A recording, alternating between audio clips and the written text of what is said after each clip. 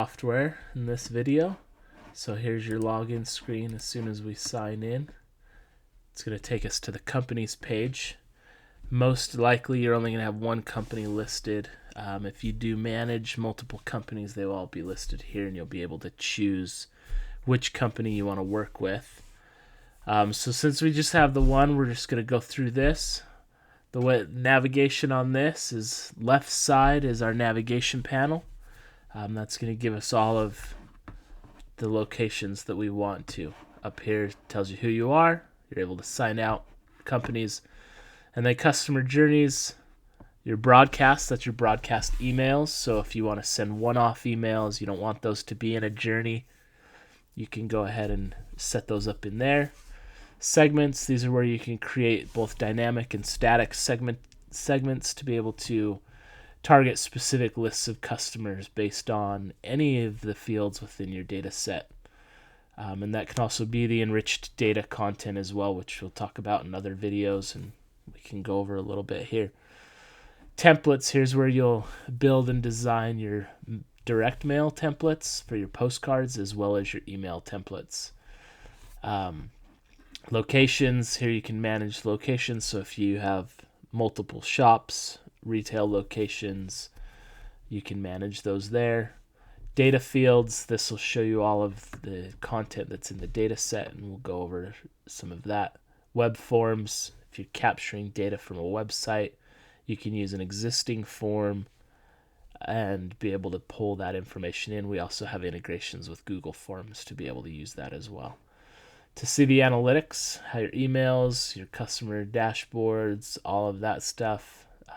Here you can see a list of customers, transactions, and then here you can manage your integrations. And then if you need further support, help, go into the support field. So let's go ahead and jump into each one of these. Take a walk through. So customer journeys. So here is where my journeys live. You'll have the list of journeys here. You can also search them. To create a new journey, we'll go ahead and hit the plus. And I can create a journey. I can create using a blank canvas, or I can go through and use the existing templates, and we'll have some videos on each of these templates and how to use those as well in the future.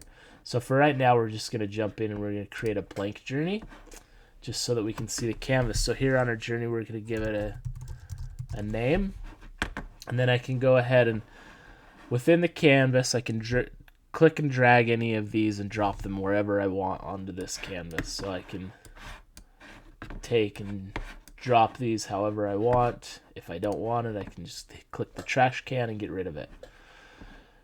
So we're going to start with a trigger. We always need to start with a trigger. So the green ones are our triggers.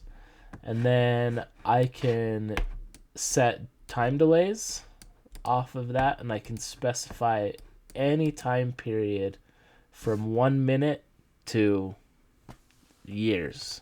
If I want to go ahead and push this out a year and wait to do something. So we're going to go ahead and wait a day. I can also specify different time and day options. So if I want to just send it between business hours, I can specify that. Or if I see that my open rates are higher during a certain period of time, maybe I just want to go, maybe I only want it to send between 2 and 4 p.m. on Tuesdays and Thursdays. So I can specify that. I can also choose the time zone that I want it to be reflected in there. Currently, it's not specific to the receiver's time zone. It's specific to the time zone that you set there. So we'll hit apply there. And now I can either add an action and be done. So if I want, once that customer has a transaction, if I want to wait a day and send them a text message, I can go ahead and do that. And now my text message is all set. It'll be sent with that content right there. And so this journey is ready to go. I could hit publish journey and I'm ready to go. And that means anytime that somebody has a transaction with my business, they're going to receive a text message 1 day after that transaction took place. But it's 1 day later on the next Tuesday or Thursday between 2 and 4 p.m. So if they have a transaction on a Monday, then it will go Tuesday between 2 and 4. If they have a transaction on a Tuesday, it's not going to go till Thursday. If they have a transaction on Friday, it won't go till the following Tuesday.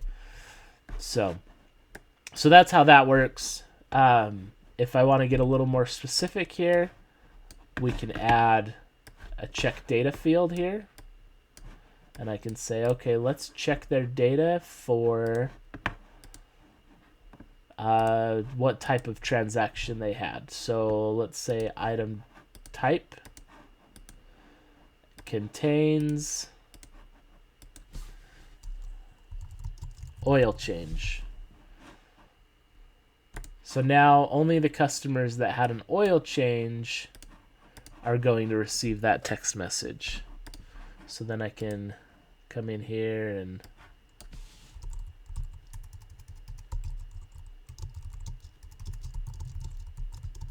make it more specific. So I can get really specific. And then if I wanted to drag this out a little bit more, I could come and I could say, okay, now let's send a text message to anybody that did not have an oil change. And we'll just say, thanks for coming in. So, and then if I wanted to, I could take this even further. Add another check data field. And I can say, okay, anyone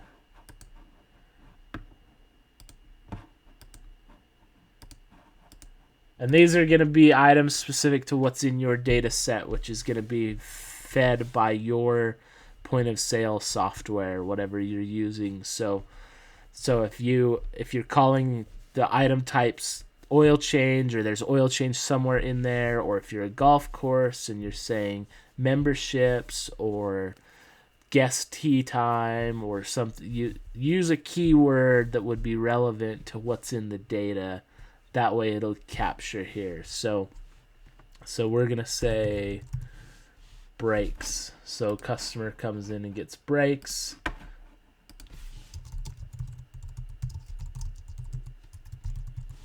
So then, thanks for coming in to service your brakes, or whatever message you want to share there. And then if you want to send a blanket text message to anyone else, then we would go ahead and say, no, anybody else would then get this message. So they're going to come through this, and if they get fed over here, they won't go on down below. If they don't get fed on, then they'll keep going until they come to a stop. So that's how we use this canvas. We can get really creative with this. I can check and see if a customer is in a specific segment, if they're in a segment of like loyal customers or high value customers. Maybe I want to treat them differently. If I bring it as a one-off here, everybody's going to go through this one. If I want it to check before it goes to this one, then I would delete this, bring this down here, and then I would take this up to here. So just make sure as you build out your journeys that you look at how the steps are flowing.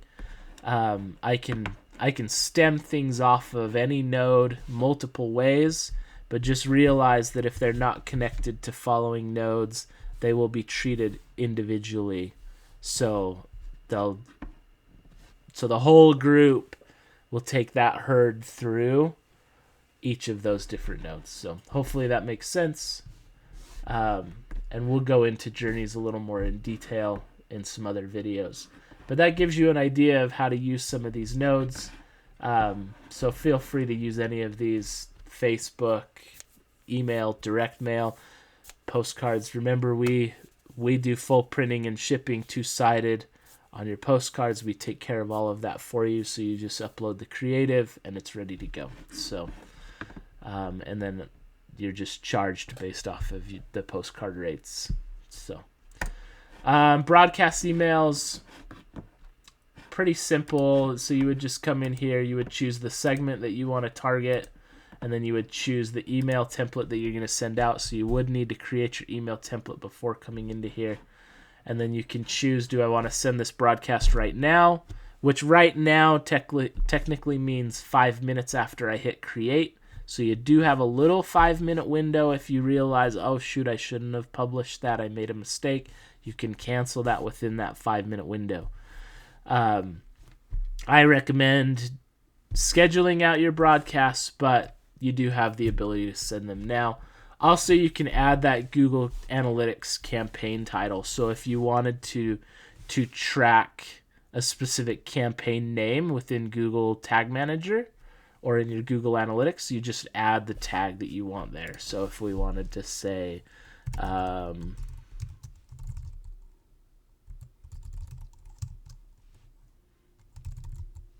so if I wanted to send my first Thanksgiving email and I wanted to call it out, I would put that in there. So, and then once you hit create, it's ready. It's either scheduled or it's ready to go in 5 minutes, and you're all set. So that's the broadcast feature. So for those that don't want to, that you want to just send that one off, it's not going to be in a journey. It's not going to continue to live. You don't want other parameters with it. You just want to send it to a specific segment, then you just fire that off. Segment builder. So this is where your segments live. This is where you can build out any number of segments. So you can sort these by dynamic and static segments. And so we'll just hit plus. You can see we do have some templates. There's one available here. So we'll just create an all customers. And so this one is using a query to select all customers. So if you want to have one for your entire list, then you can go ahead and create this one. And that way, if you want to do a broadcast email to your entire customer database, it'll send. Obviously, those emails won't go to anybody that is unsubscribed. So it'll filter those out automatically. So that's a dynamic segment. You're able to use that. Creating a new segment, we'll just go into a blank segment. So most common, you're going to use the segment builder. In the segment builder, we're going to give it a name. And then I can go ahead and I can choose any parameters that I want within this segment. So if I want a customer that lives within a specific zip code or that begins with, let's say 9. So anybody that basically lives throughout the state of California and probably Oregon and maybe Washington. I don't know my zip codes very well, but anybody whose zip code begins with 9 is going to be included in this segment. And then if I want to add an and I want something else associated with it, I can go in here and I can say anybody whose transaction total is greater or equal to 3. So anybody that's had more than 3. Let's see. No, sorry, that's total value. So anybody whose transaction total is more than $300 is who I would use for this. So I can go ahead and create that segment, and that's ready to go. So this is my demo account. I'm going to just jump over here to data fields. So any of these data fields are what you can use for segmenting your customers. Because this is my demo account, I don't have the enriched data available here. But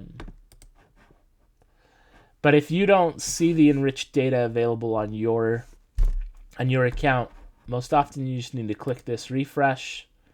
And then once you've refreshed that, then this plus sign will be dark, and you can hit that plus sign and it'll bring up a list of other fields that you can add to that. So that could be any of the enriched data. So kids in the home, gender, homeowner, political affiliation, any of those enriched data fields, and we'll go into that more in detail in another video, and I'll pull up an account where we show that and how that works. But then you can use that content for segmentation and be able to see and use that through your journeys. So let's jump into templates, and there's going to be a whole nother video on this, but just want to show you. So here's where we would create.